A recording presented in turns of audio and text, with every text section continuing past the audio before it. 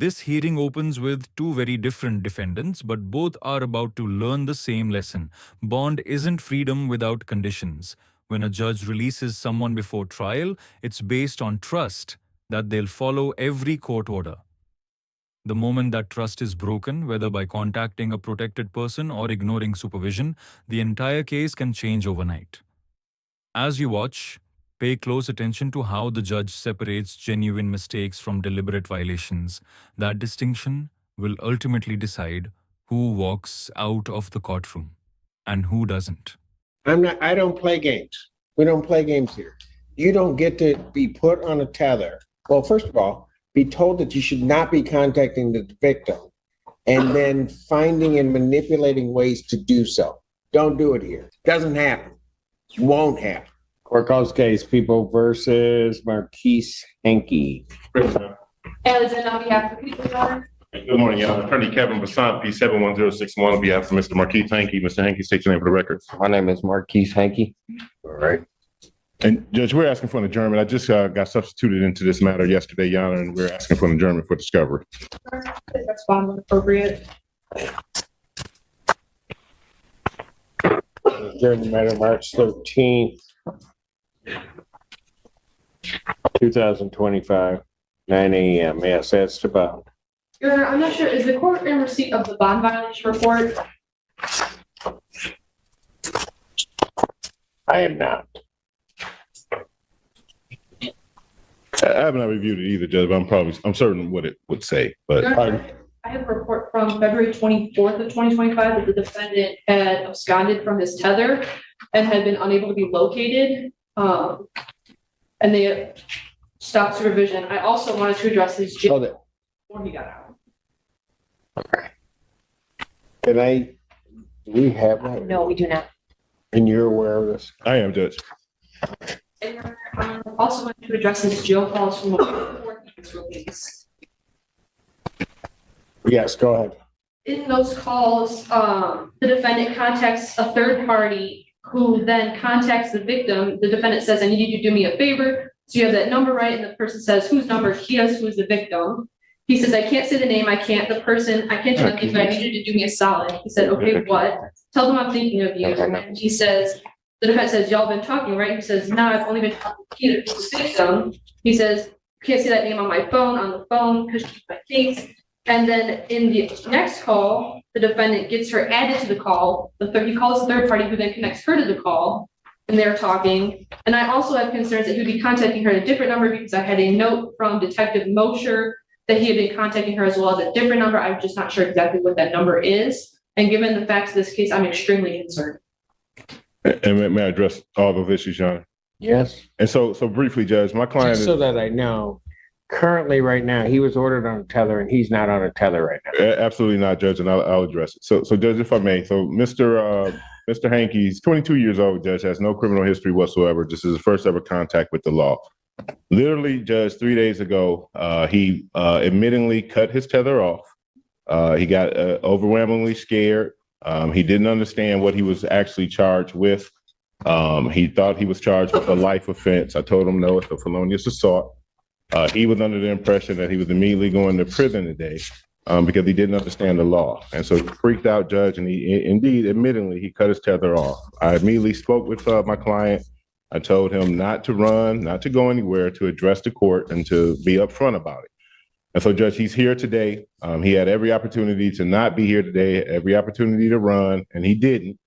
He takes full ownership for cutting that tether off, Judge. If I had talked to him before he did it, I don't think it would have ever happened.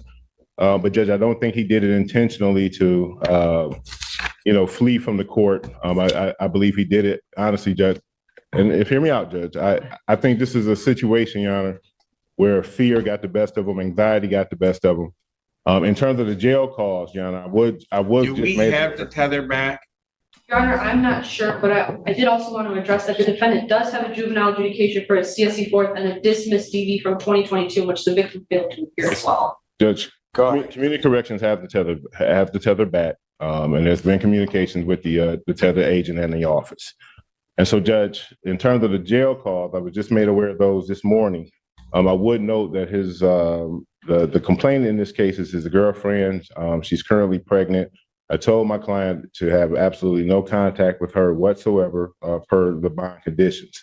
And so, Judge, I make this argument, Your Honor, because honestly, I'm asking the court if they would give him a second chance. There was a $70,000 cash surety bond. That bond was posted. But for his actions 3 days ago, Judge, we wouldn't have this bond violation, at least with the tether. With the phone calls, Judge, again, I'm not saying he admits or denies that, but he knows he's not to have any contact, third-party contact with the complainant, and that will continue.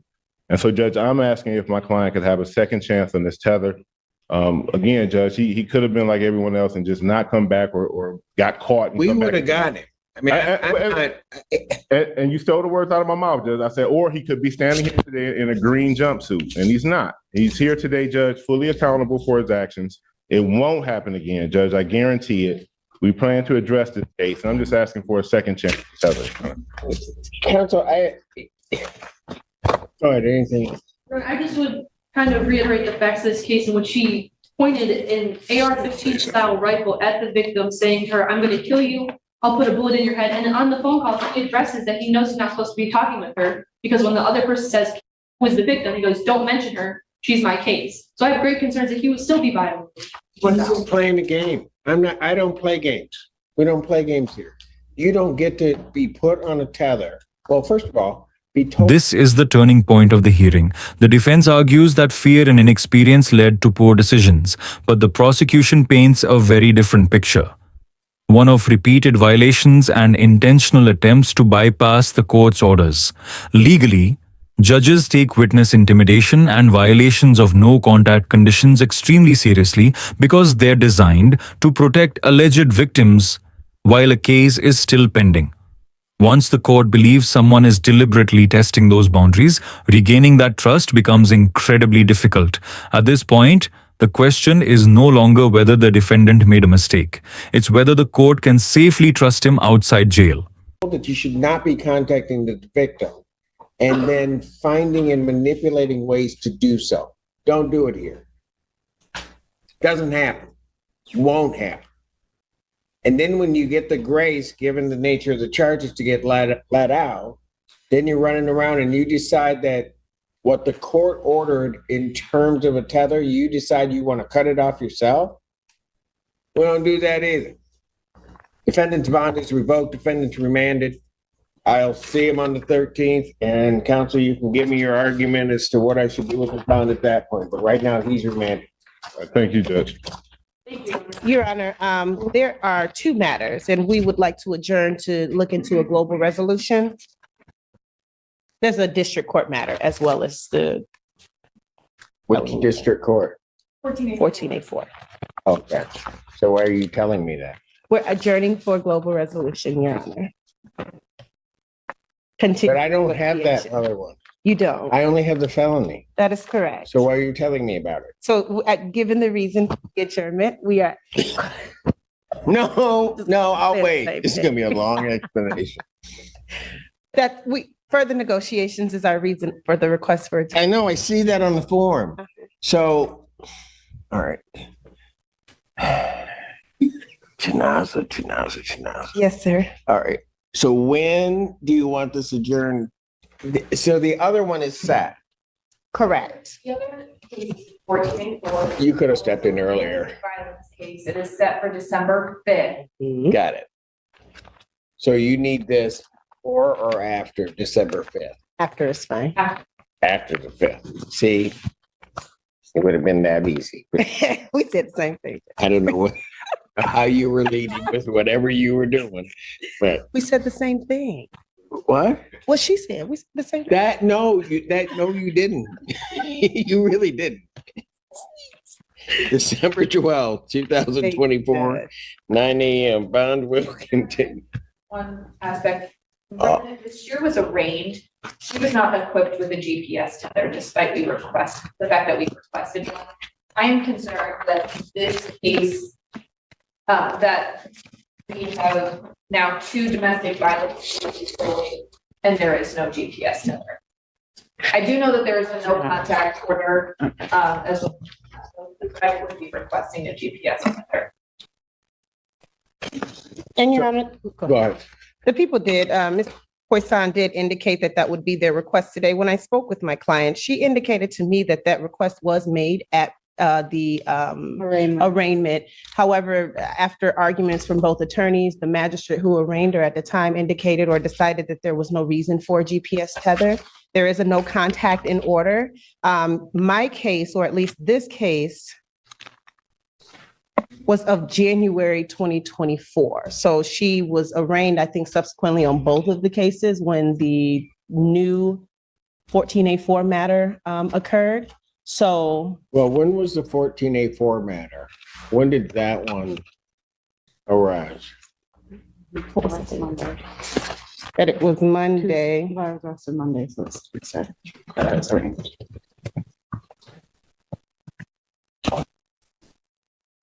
Effective is November 18th Of this year. Just November 18th. This is January. So, and they were arraigned at the same time. correct. I think the January instance, she was taken to the hospital, Your Honor, and then released, but she did not know that there was a warrant that had issued from that. And that's this case. That's our case, correct? Yes. But I think the thing that I'm concerned about, Your Honor, is that we now have two domestic violence cases with this I got- same victim.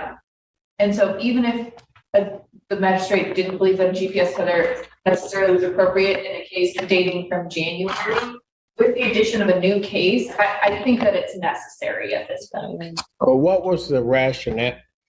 You're saying it was addressed, but Yes. the magistrate's rationale in that I'm a bit perplexed by. Who's residing at the Valley Circle address? We don't live there anymore. We moved out 6 months ago. 6, 7 months. No longer reside there.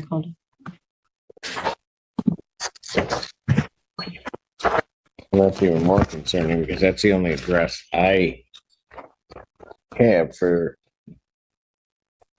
the defendant. The address that is associated with the other complaint, the new case, is on Riker Road. Right, okay, I see that.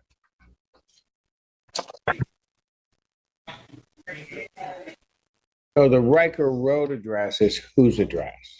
That's where her family lives, Your Honor, her husband Where? and children. She was living there before this incident.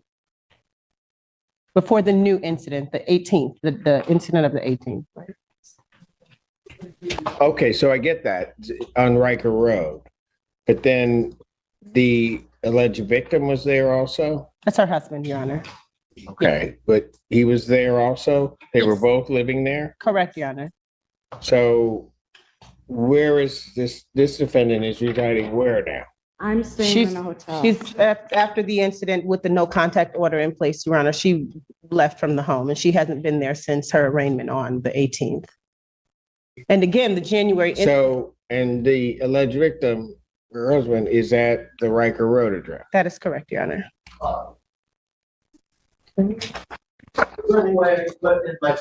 So who the I think that's. are you? I'm sorry. Sorry, Your Honor. Oh, no. It's okay. You don't just leap up and start yelling. I don't care who you are. Gotcha. Well, I was just. Seriously?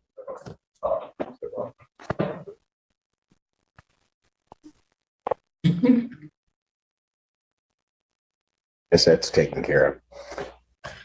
Okay, so I guess my concern is that I do have the second one coming around. And they're located initially at the same address, but now not at the same address, but her address is temporary. Correct. And then I'm Right. going to Home of New Vision. yeah. Correct. That was the What? next thing. She is slated to enter Home of New Vision on December the 3rd, Your Honor. Got it. So that's where. Have that other. Yes, so she's already gone through the admission and the date that they have available for her is the 3rd. So she moves in on the 3rd from, yes, the hotel she's currently staying in now. Okay. So here's what I'm gonna do. I am gonna order a GPS. I'll order it with exclusion. If before the court does that, Your Honor, I do apologize. You did say it was going to be a long day. I apologize, and here I am. Go ahead. I know that the complaining witness is here today. My understanding is that there was going to be a request from us that there be a no non-consensual contact order in place. I know that the people have their own position on that. The complaining witness is her husband. They have children in common. They've been married for quite some time now. There were some issues at bay that may have led to these particular situations. Ms.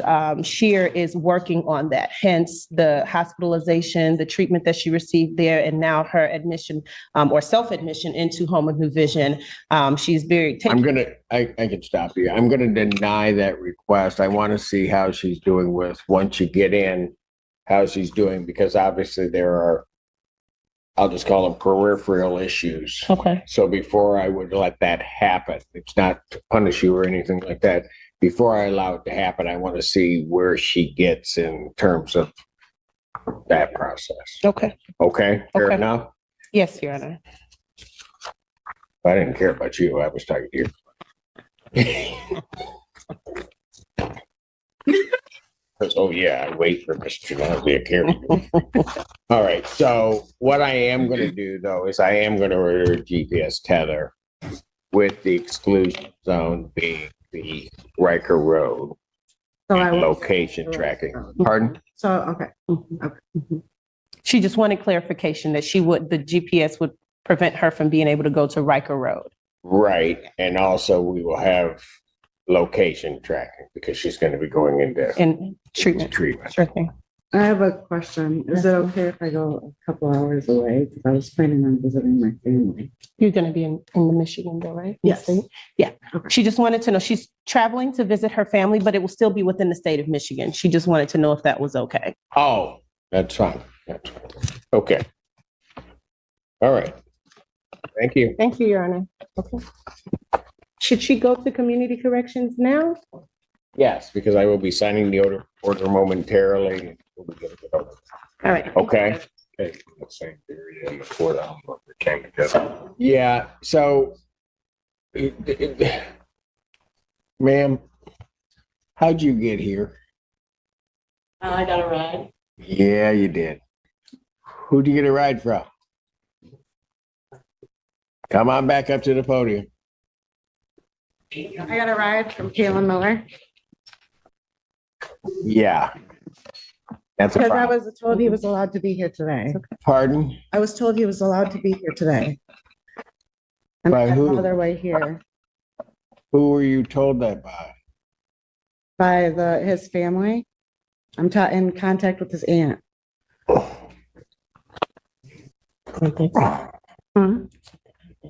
Yes. I have no form of transportation.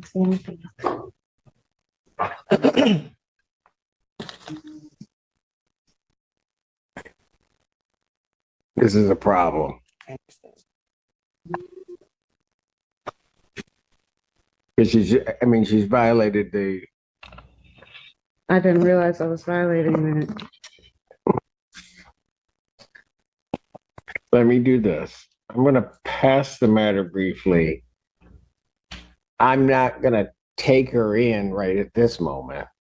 Counsel, I'm going to allow you to explain to her the conditions of her release. And she's going to have to find what hotel are you in? I'm in a Celine Hotel, the Hampton Inn. Okay, It's right down the street from my job. So I can. gotcha. Yeah. So I understand that, but she's going to have to figure out something else. So I'm going to allow you to sit and talk with her, but somehow or another, you're going to have to come up with a plan. If I'm not satisfied with that plan as to that, and there are people telling her things that are against her order, I'm going to have no option but to lock her up. I understand. But I'm going to give you a chance to talk to her about it. Thank you, Your Honor. Thank you. I'll pass it.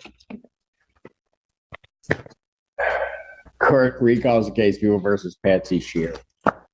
Your Honor, thank you very much for the opportunity to speak with my client. I have explained to Ms. Shear the situation that we're in, and obviously the court's concerned. Ms. Shear indicated to me that when I had originally spoken with her, there was an aunt of the family who was speaking with me on her behalf. She was also on the three-way. She explained to me that this aunt is actually the aunt of her husband, who she's known for over 15 plus years and plays the role of an aunt for her as well. So the information that she had received was from this aunt, and she was under the impression that since he was to be coming to court, that him bringing her to court was not necessarily a violation. I completely understand how that looks. And the fact that it doesn't, I think for those of us who are very familiar with the criminal justice system, it makes no sense to us, but she does not have a significant history or much contact with the court system or the criminal justice system. I would like to talk about moving forward what our plan is, though. Go ahead. She is very apologetic to the court. There was no blatant disregard for the court's orders. She indicated that she is currently staying at the Hampton/Hilton Inn in Saline. She works at the Wendy's in Saline full time. And she says that that's the best hotel for her because she can walk right to work. She has been there. I asked her for proof. She has her room key. She said she checked in on the 19th when she was released from custody during the time of her arraignment. She has been working there as indicated as well. Her plan, she also asked the court about permission to go to Grand Rapids because her entire family lives in Grand Rapids. She has no family here in Washtenaw County or the Detroit area. So she would be going to Grand Rapids to stay with her family for the holidays.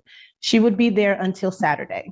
She's coming back and she would be going to Hampton/Hilton from that Sunday or Saturday, whenever she gets back, until Wednesday when she's able to get into Home of New Vision. She said she tried to get it to where she could go straight from Grand Rapids to Home of New Vision. They did not have any availability until the date for the 3rd. So she plans to be there. They've informed her it's a 4 to 6 week program. Her plan is to stay there the entire 6 weeks. I don't want to go into too much detail about what had happened at the time of this particular offense, but there were some significant mental health issues that were at bay. The report indicated that she had been the one calling the police because of a particular state of psychosis that she was in at that time. She has been working with CMA. She's been getting mental health treatment. They've advised her that we needed to do substance abuse treatment, which is what she's doing right now. What we're asking, I know traditionally in this situation, the court does not take lightly a violation of a bond order. And we're asking that the court allow her, she has a way to get home today. She has the Uber app pulled up on her phone. I've told her that I will show her exactly how it works. She's never done it before, but she'll be able to get the Uber to take her back to the hotel. She's supposed to work this evening at 5, and she would be working tomorrow and then hopefully leaving for Grand Rapids after work tomorrow. And talking to people. All right. So let me ask you this, ma'am. You're a CMH consumer client, right? Yes, Is your husband also? not to my knowledge. All right. So I think that Compare this moment with the first case, and you'll notice a completely different judicial approach. Here, the judge sees evidence that the violation may have come from confusion rather than intentional defiance. Instead of immediately revoking bond, the court strengthens the conditions by ordering GPS monitoring while emphasizing that future compliance is the defendant's responsibility. It's a reminder that judges don't simply punish violations, they evaluate intent, risk to the community, and whether someone is genuinely trying to follow the law. 2 defendants, 2 bond violations, yet 2 very different outcomes. Which decision do you think struck the right balance between accountability and giving someone another chance? Let us know in the comments. thing that I'm worried about is you kind of being, and I will indicate you should not have been or having that type of contact with him. You understand that? I understand that now, sir. All right. I don't see it as something that she intentionally tried to do to, because it certainly wouldn't have been to her benefit to do that, I don't think. I will order an exclusion zone. I'm going to order the exclusion zone, Heather. All right, that will also track you. You Okay. understand that? Yeah. So we'll know where you are. And I think I'll just leave it at that at this point. Okay. Thank you, Your Honor. Give you a bit of a break, but don't let that kind of thing happen again. And the way that you deal with that, young lady, is that if somebody tells you you can do something that seems contrary to your bond, call your attorneys, Okay, okay? okay. And ask them what you should do. Okay, Yes, sir. all right. Thank you so much. Anything else? You're welcome. Bond will continue with that one adjustment of the GPS. Thank you, Judge. Thank you. Thank you.